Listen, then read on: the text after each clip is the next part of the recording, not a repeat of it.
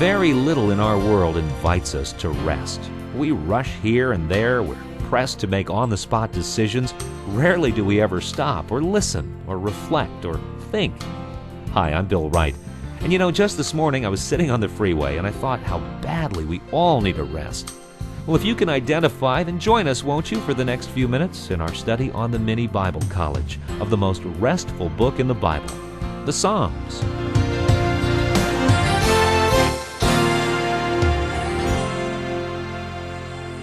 Now we come to my favorite book of the Bible, the book of Psalms. The book of Psalms was the hymn book of the people of God. And if you open your hymn book in your church today, you can see some similarities between the hymn book in your church pew and the book of Psalms. Now you may say, but the book of Psalms doesn't have all those notes and things. Well, it doesn't because they didn't have those in those days. But you will find some musical characteristics in the book of Psalms if you're looking for them. For instance, in the Psalms you have inscriptions that precede many Psalms. You'll notice that Psalm 4, 5, and 6 has in its inscription words like Neginoth and Nehiloth. And if you look those words up, they're Hebrew words that suggest that the psalm should be accompanied to wind instruments, that's Nehiloth, or string instruments, Neginoth. And the word Shemineth in Psalm 6 in the inscription means an octave lower. So these were the instructions to the musicians who were going to accompany the singing of these great hymns. The word Selah, which is found throughout the Psalms, means stop and think about it, or the Living Bible says pause and think reverently about that. It was almost like the musical rest in our music today. Now, as you open your hymn book, if you're not into music theory, and you just ignore the notes and read the words to the hymns, you'll discover that you're reading some of the most beautiful poetry that's ever been written. When you come to the book of Psalms, you'll discover, if you ignore all these instructions to the musical people, that you're reading the most beautiful inspired poetry that has probably ever been written. Now, if you look in your hymn book, or if you read the psalmist, you'll discover that the hymn writer or the psalmist is usually doing one of three things. Sometimes the psalmist or the hymn writer is talking to God about God, and that is praise. Sometimes the psalmist or the hymn writer is talking to God about man, and that is prayer.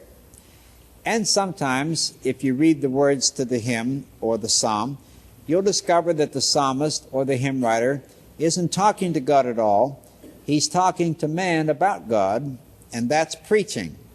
So sometimes the hymn writer or the psalmist is praising because he's talking to God about God, or sometimes he's praying because he's talking to God about man, usually himself, and sometimes he's talking to man about God. He's preaching, in other words. In the book of Psalms, you find in the 150 Psalms that sometimes the psalmist is talking to God about God, sometimes he's talking to God about man, and sometimes he's talking to man about God. Now, if you can get onto this, and always ask the question when you read the words to a psalm or a hymn, to whom is he speaking and about whom, I think that will begin your appreciation of the message or the content of the psalm. Now, in the book of Psalms, in addition to what we said, you'll discover certain themes that run through the Psalms. The most common theme, and the definitive theme probably of the book of Psalms, is what we call the blessed man theme. This is the happiness is theme. The blessed man theme, as it runs through the Psalms, you'll discover, will always tell you something like this. The blessings of the blessed man are not an accident, they're not a coincidence, they're not by chance, but they are a banquet of consequences. I love that quote by Robert Louis Stevenson where he said, "Soon or late, every man must sit down to a banquet of consequences." Now that's what these blessed man psalms will tell you about the blessed man. Why is he blessed? And why is he the blessed man? It's not by chance, it's not by coincidence, it's not an accident. His blessings are a banquet of consequences. His blessings are the result of his choices, and his choices are the result of his convictions. And this is why he's blessed. That will be spelled out in these blessed man Psalms.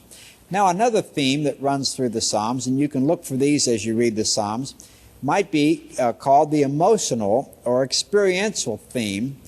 Many of these Psalms will describe an emotional climate. I don't know what your emotional climate may be as you come to the book of Psalms, but I can guarantee this. Whatever your emotional climate is, you will discover that emotional climate somewhere in the book of Psalms. If you're depressed, you'll come up on Psalms where the hymn writer or the psalmist is depressed. If you're uptight, if you're under great stress, you'll discover Psalms where he's uptight and under great stress. You'll meet yourself emotionally in the Psalms. Now, when you come up on these Psalms, here's the way to get the benefit from these Psalms. When you discover that the psalmist is experiencing a certain emotional climate, which you are experiencing or often experience, ask yourself this question: what did he do about it? What did he do about his depression or his stress or his fear or whatever his emotional climate might have been? And then, of course, let him be your example, and perhaps you can do the same thing and find your way out of that emotional climate if it's not a favorable one. Now, an example of these emotional experiential Psalms would be Psalms 3, 4, 34, 51, and 55. Now, another type of psalm, and this is a definitive type of psalm also, is the worship psalm. When he's talking to God about God, that's worship, that's praise. Now, if you look through your hymn book, depending, of course, upon whether your church is liturgical or not, you may discover that there aren't very many hymns in your hymn book that talk to God about God. I think you may discover a lot of hymns that talk to God about man. You may discover a lot of preachment hymns that are talking to man about God, but you may find a scarcity in your hymn book of hymns that talk to God about God. You won't find a scarcity of that in the Psalms. There are many Psalms where the psalmist is talking to God about God. And in these so-called worship Psalms, I believe he's not only, worshiping, but if you read the worship Psalms carefully, he will show you what worship is. He'll show you how to worship. He'll show you what's supposed to happen when you worship. And especially, he will show you the results of worship. Look for that as you read the worship Psalms. Now, laced in with these blessed man Psalms and these emotional Psalms and these worship Psalms, you'll find some prayers that they call the imprecatory prayers. Right in the middle of a very devotional psalm, he'll start praying about his enemies, and he'll say the most unkind things about those enemies, and he'll ask God to slaughter his enemies for him. And you may wonder, you sort of feel like, something's gone wrong here. This doesn't seem to fit. And you have to remember that he was writing 1,000 years on the other side of the Sermon on the Mount. The going ethic then was, love your neighbor, but hate your enemy. And so you'll find David, after expressing beautiful devotional thoughts, saying, do I not hate those that hate thee? I hate them with a perfect hatred, and I beat them into pieces like the dust of the earth with my sword. And he'll ask God to give him the power to do that. Well, I think you need a little historical perspective to understand those imprecatory prayers that are interlaced with these devotional psalms. Another theme that runs through the Psalms is what you might call the messianic psalm.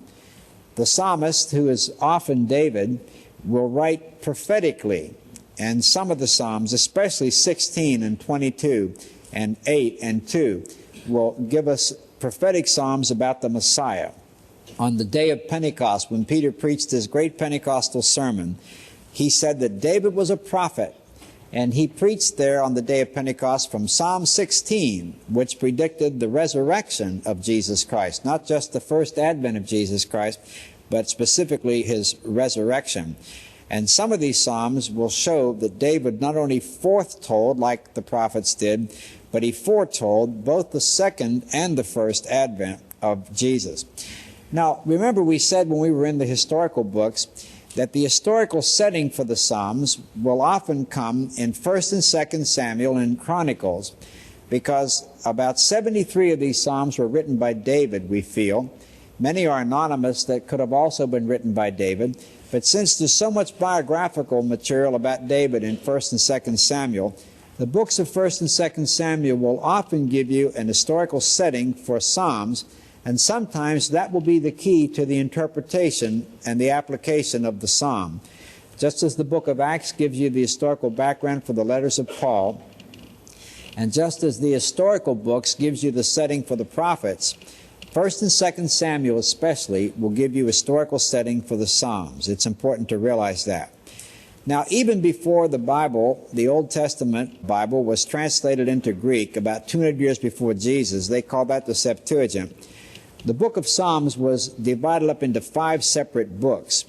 And those 5 books were like from Psalm 1 to 41, from 42 to 72, from 73 to 90, and from 90 to 107. Now, 73 of these Psalms, as we said, have been attributed to David. Asaph is accredited with 12, the sons of Korah with 11. They say Hezekiah wrote 10, and then Moses, Ezra, and Solomon each wrote 1. And as we said, many are anonymous, and they're probably written by Levites, who were the ministers of music who worked with David, and many of the anonymous Psalms also could have been written by David. I would like to do a close-up of some of these Psalms that I feel are definitive of the areas that I've mentioned. I would like for us to begin by considering the preachment Psalms, because you'll find that probably most of your favorite Psalms are the Psalms where the psalmist is talking to man about God. He's preaching. He's telling you about his God. Now, there are 1,189 chapters in the Bible. Here is my favorite chapter, Psalm 23. I believe this is the greatest chapter in the Bible. The Lord is my shepherd, I shall not want. He maketh me to lie down in green pastures. He leadeth me beside the still waters. He restoreth my soul. He leadeth me in the paths of righteousness for his name's sake. Yea, though I walk through the valley of the shadow of death, I will fear no evil, for thou art with me. Thy rod and thy staff, they comfort me. Thou preparest the table before me in the presence of mine enemies. Thou anointest my head with oil, my cup runneth over. Surely goodness and mercy shall follow me all the days of my life, and I will dwell in the house of the Lord forever. Now, this is obviously a preachment psalm, isn't it? To whom is he speaking, and about whom? Well, he's speaking to us, and he's speaking to us about his God. He's speaking to man about God, so he's preaching primarily here in this psalm. Someone has said that this psalm is sheep talk because the sheep is the one who's talking. You picture a little sheep looking out through a fence in a pasture, and what he's really saying is, let me tell you about my shepherd. Boy, because of the shepherd I've just got everything. I've got green pastures, I've got still waters, my cup runs over all the time. I know the paths in which I walk are the right paths, and I know that goodness and mercy is going to follow me every day of my life, and then after this life is over, I'm going to dwell with my shepherd. And all of this is true because of who my shepherd is. You see, this is a blessed man psalm. This is the blessed man. This is the epitome of the blessed man. He's got it all. What are the things that you want most out of life? Well, green pastures. That symbolizes the material things that we all want. Well, he says, I've got those. I've got green pastures. Now, many people have green pastures with colitis and ulcers, but he says, I've got green pastures with the still waters. I've got still waters. I've got peace along with my green pastures. There are very few people who are convinced that what they're doing with their life is the right thing to do with their life. I'm amazed at how few people feel really sure that they're doing what they're supposed to be doing with their life. But the psalmist here in Psalm 23, he says, I know that the paths in which I'm walking are the right paths, the paths of righteousness. I know that. And he says that his cup is running over, which is happiness. Everybody wants to be happy. I remember seeing some hippies back in the 60s who had a plaque over their bed in their bedroom, and it said, happiness is happiness. Remember when we had the happiness is craze? Like happiness is finding the pacifier at 2 o'clock in the morning, or happiness is this or it's that. Happiness is something that's supposed to make you happy that probably doesn't make you happy. Well, the hippies said happiness is happiness. And really, that's true. Happiness is when you're happy. Now, really, this is what the psalmist is telling us here in Psalm 23. He's happy because his cup runs over all the time. Now, if you look at this blessed man here as he's pictured in this sheep in Psalm 23 and say, well, what is the key to that? I want to be happy like that. I'd like to have all those things. What's the key? Well, the key is the opening statement of the psalm. The Lord is my shepherd. Now, as long as he can say, the Lord is my shepherd, he can say, I've got it all. Green pastures, still waters, the cup that runs over, the paths of righteousness, the whole thing. I have all of these things because the Lord is my shepherd. This is a great statement. This statement, the Lord is my shepherd, is really saying two things. It's telling us about God and how we perceive God, but it's also telling us something about how we perceive ourselves, because this opening statement, the Lord is my shepherd, is also saying, I am a sheep. Now, I've had people say, that's a terrible thing to say about a human being. If you know anything about sheep management, and you know anything about sheep at all, it's a terrible thing to say I'm a sheep. I've had people say, especially very successful people, I'm no sheep, and I don't need a shepherd. I've never had a problem I couldn't solve. Now, on occasions like that, I've often said to people, may I pray for you? And after praying for them for about 2 years, it's amazing how many times I would find myself in a man's office and he'd be saying, you know, for the first time in my life, I don't know what to do. I've got a problem I can't solve. I remember one man who was a car dealer, he said, I've got a whole lot full of big Oldsmobiles out there and I can't move them when the energy crunch came. He said, I can't move those automobiles. I just don't know what to do. And he was a man who had said he didn't need a shepherd. And I remember saying to him, maybe this would be a good time to say, bah. This might be a good time to admit that you need a shepherd. I remember once I was getting up very early and my wife woke up and she said, where are you going? And I said, well, I read in this book, this old Puritan scholar said, when you wake up, get up. And when you get up, do something for God and his lambs. And she said, bah. And she reminded me that she and the children were one of those too. As I remember, we took a week off and went to New York on that occasion. Well, I believe Psalm 23 is telling us, the Lord is my shepherd and I am a sheep. This is a confession of two things. Now, this psalm is saying, that's the key to all my blessings. The Lord is my shepherd. As long as I can say, the Lord is my shepherd and I'm a sheep, the pastures are green, the waters are still, the cup runs over. But then he tells us, if you go on in the psalm, how that relationship is established with God. Because that would be your next question. If you find out that this is the key to all those blessings, the Lord is my shepherd, the next question is, well, how can he become my shepherd? Well, he tells you that in verse 2. He says, he maketh me to lie down. Now, if you know anything about sheep management, you know how the shepherd makes the sheep lie down. The shepherd carried two things, a staff and a rod. The rod was like a club with which he protected the sheep. He used that on predators, but the staff was what he used on the sheep. One end of the staff was crooked and the other end was wide and blunt and weighted. And he used that to whack the sheep right over the head between the horns and say, lie down.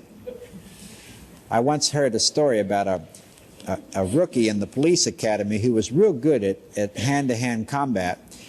And he went to the instructor when the course was over because he was at the top of the class, and he said, you know, I really want to get better at this. How can I get better? And the instructor said, well, you need experience. And the rookie said, well, how can I get experience? And the instructor said, well, go out in the country and beat up on some old farmer. So he went out in the country, and this farmer was coming out of his barn. The rookie went up to the farmer, and the farmer said, howdy. The rookie said, howdy. And he gave him a karate chop on the side of the neck. And the farmer was knocked to his knees, and he shook his head, and he said, what was that? And the rookie said, that's karate from Korea, man. The farmer said, well, I declare. And he got up and started for the barn, and the rookie hit him on the back of the neck with another punch, knocked him down in the straw, and he came to in about 30 seconds. He said, what was that? And the rookie said, that's judo from Japan, man. And the farmer said, hold everything. And he went into the barn, watching the rookie, and when he came out, he had something behind his back, and he hit the rookie over the head with it, and 30 minutes later, the rookie came to, and the farmer was standing over him. And the rookie said, what was that? And the farmer said, crowbar from Sears and Roebuck.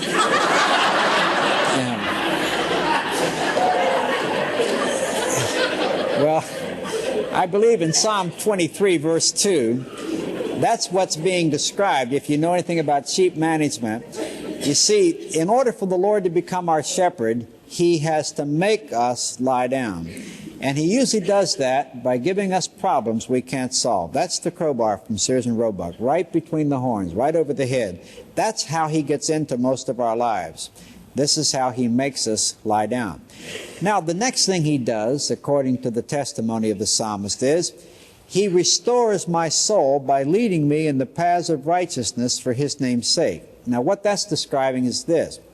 Once we get it straight who the shepherd is and who the sheep is, and He makes us lie down and say, "Bah," and the pastures are green and the waters are still and the cup's running over, we get up again and we play shepherd. We take over. And so we have to be restored. Now, when He restores us, how does He restore us? According to the psalmist, it's very, very practical. He restores us by leading us in the paths of righteousness for His name's sake. Now, as you apply the message of Psalm 23 to your own life, do you have a spiritual dateline? Do you have a time in your life when you said for the first time, "The Lord is my shepherd"? Do you have a time in your life when you can say, "That's when He made me lie down. I remember. That's when that happened to me. He made me lie down, and my spiritual dateline is right there." But it may be that those pastures have turned brown again, and the waters have gotten choppy again, and the cup's emptied out. Well, what's happened? Well, what's happened is you've gotten up again, and you've taken over. You've become the shepherd. And so what you need is restoration. Now, when you find that you need to be restored, how does God restore your soul? I believe He's very practical about that. I believe He restores your soul by leading you in the paths of righteousness for His name's sake, perhaps for some time, maybe 2 or 3 years. And the paths of righteousness restore your soul. That's the teaching of this beautiful psalm.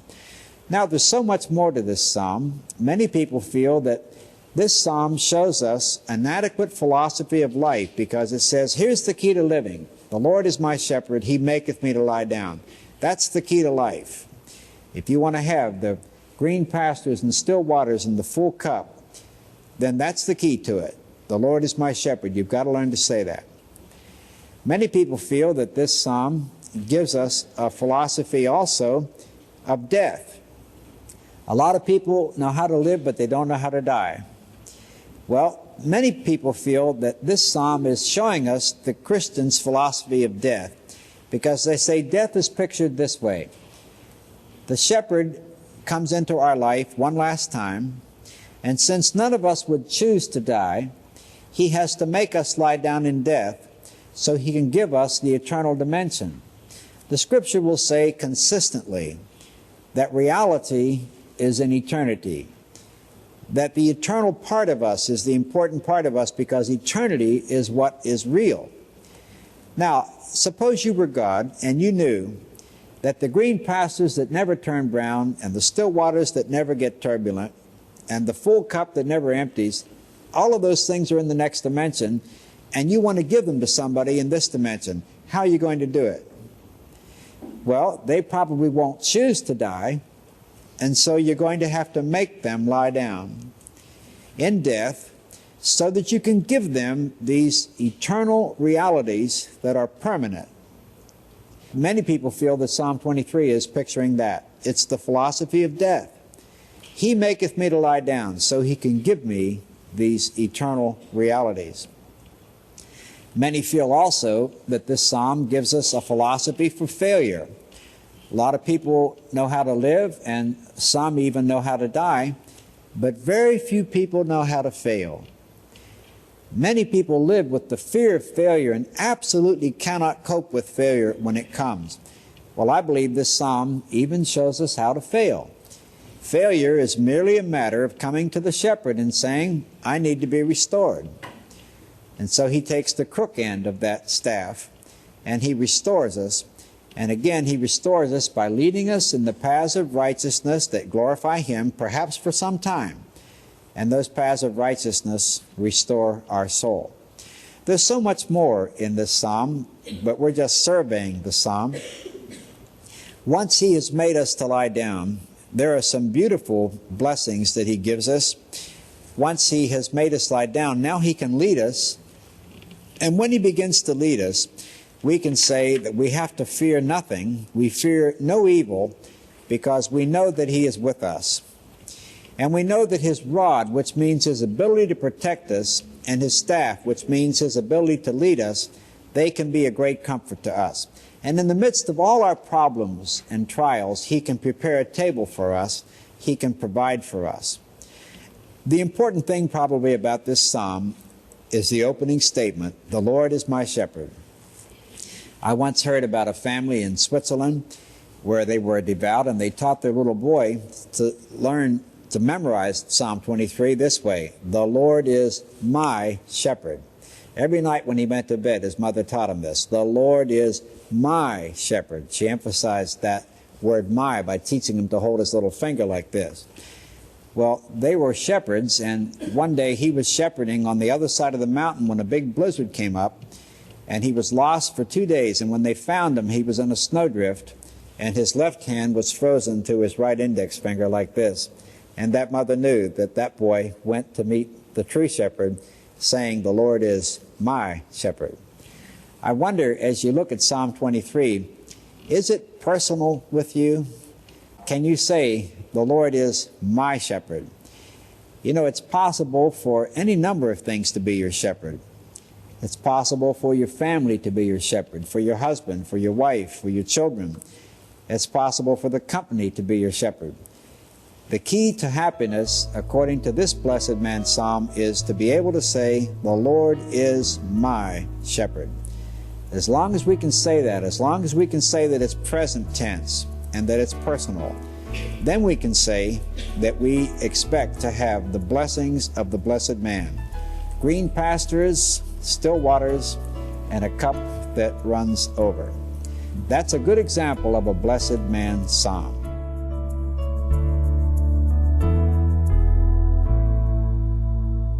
Oh, how true, how significant that at the moment your life ends on this earth, you can know that the Lord is my shepherd. And you can not only enjoy his presence at the end, but also every day of your life. Did you hear those descriptions? An overflowing cup, green pastures, still waters. God heaps blessing upon blessing to those who follow him as his sheep. Well, that wraps up another day of fine teaching with Pastor Dick Woodward, and I hope you've been blessed by the presence of the Lord today as you've listened. And if you enjoyed today's program, I hope you'll join us again next time as Pastor Dick takes us once again into a new lesson as he continues teaching us through the Bible. Thank you, and may God bless you until we meet again.